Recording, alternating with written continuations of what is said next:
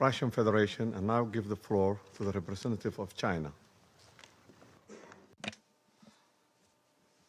President, China supports the Security Council holding an emergency meeting regarding the United States military strikes on Venezuela. And thanks USG DiCarlo for reading out the briefing of the Secretary General Guterres. I have listened carefully to the statements of the briefers, and we welcome to this meeting the permanent representative of Venezuela and representatives of other countries. On January the 3rd, the United States blatantly launched large-scale military strikes against Venezuela, forcibly seized Venezuelan President Nicolás Maduro and his wife, and took them out of the country. It claimed that it will run Venezuela and even didn't rule out launching a second round of military operations on an even larger scale. China is deeply shocked by and strongly condemns the unilateral, illegal, and bullying acts of the U.S. For some time now, the international community has repeatedly expressed grave concern over the U.S. sanctions, blockade, and threats of force against Venezuela. The Council convened 2 emergency meetings, during which Secretary General Guterres, many Council members, and countries in the region and beyond unanimously called for abiding by the UN Charter and the international law, maintaining calm and restraint, resolving disputes peacefully, de-escalating tensions, and safeguarding regional stability. However, as a permanent member of the Council, the U.S. has disregarded the grave concerns of the international community, wantonly trampled upon Venezuela's sovereignty, security, and legitimate rights and interests, and seriously violated the principles of sovereign equality, non-interference in internal affairs, peaceful settlement of international disputes, and the prohibition of the use of force in international relations. These principles constitute the fundamental tenets of the UN Charter and form the cornerstone of maintaining international peace and security. The U.S. has placed its own power above multilateralism and military action above diplomatic efforts, posing a grave threat to peace and security in Latin America and the Caribbean, and indeed internationally.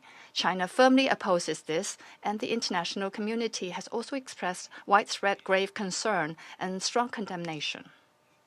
We urge the U.S. to heed the overwhelming voice of the international community, abide by international law and the purposes and principles of the UN Charter, cease infringing upon the sovereignty and security of other countries, stop toppling the government of Venezuela, and return to the path of political solutions through dialogue and negotiations. We call on the U.S. to ensure the personal safety of President Maduro and his wife and to release them at once.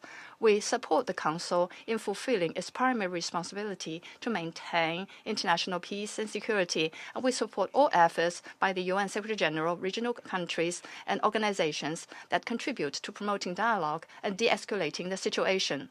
President, the lessons of history are a stark warning. Military means are not the solution to problems, and the indiscriminate use of force will only lead to greater crisis. The U.S. bypassed the Council to launch military operations against Iraq, blatantly attacked Iran's nuclear facilities, and imposed economic sanctions, military strikes, and even armed occupations on multiple countries in Latin America and the Caribbean. These actions have caused persistent conflict, instability, and immense suffering for the ordinary people.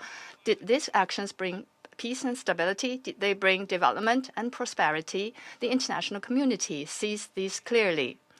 Venezuela is an independent sovereign state with every right to defend its sovereignty and national dignity. Countries in Latin America and the Caribbean are important forces in maintaining world peace and stability and promoting global development and prosperity, and they have every right to independently choose their development paths and partners. No country can act as the world's police, nor can any state presume to be the international judge. China firmly supports the government and people of Venezuela in safeguarding their sovereignty, security, and legitimate rights and interests. We firmly support the regional countries in upholding the status of Latin America and the Caribbean as a zone of peace. We demand that the United States change its course, cease its bullying and coercive practices, and develop relations and cooperation with regional countries on the basis of mutual respect, equality, and non-interference in international affairs. China stands ready to work with the regional countries and the international community to strengthen solidarity and cooperation, uphold fairness and justice, and jointly support peace and stability in Latin America and the Caribbean. I thank you, President. I thank